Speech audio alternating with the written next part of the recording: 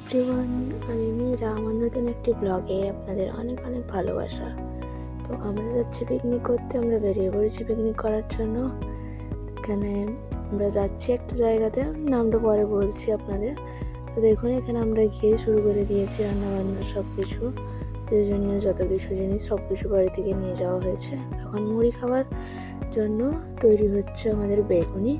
তো আমরা ওইটার জন্য মুড়ি প্যাকেট আমরা ঠোঙা নিয়ে গেছিলাম, তো ওটা আমরা রেডি করছি প্রথমে। আর ওইদিকে বেগুনি ভাজা হচ্ছে, যে ওদিকে বেগুনি ভাজছে। এরপর আমরা সবাইকে মুড়ি দেওয়ার জন্য রেডি করছি।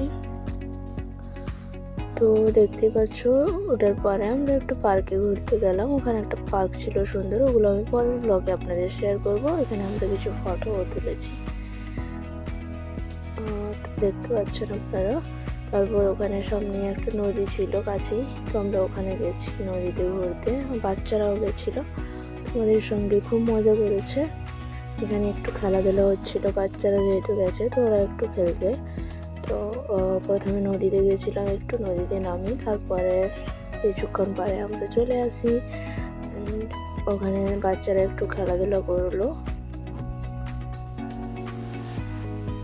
দেখতেই পাচ্ছেন। আমরা একটু এনজয় করছিলাম, নদীতে গিয়ে ফটোশ্যুট করছিলাম।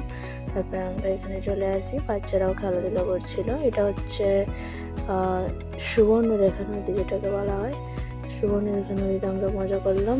এরপর আমাদের খাওয়া দাওয়া হলো, যেটা আমি পরের ব্লগে আপনাদের শেয়ার করব। এখানে খাওয়া দাওয়ার পরে আমরা একটু ডান্স ক্লাসের যে বাচ্চারা গেছিলো, তো ওরা ওখানে ডান্স করছিল, ওটাই আমরা দেখছিলাম সবাই বসে। তো এরপর আমরা বাড়ি যাওয়ার জন্য প্রস্তুতি নিচ্ছি। সবাই ভিডিওটি দেখে লাইক, শেয়ার, সাবস্ক্রাইব, ফলো করবেন, পাশে থাকবেন। পরের ব্লগ দেখার জন্য পেজটি ফলো করবেন। নমস্কার।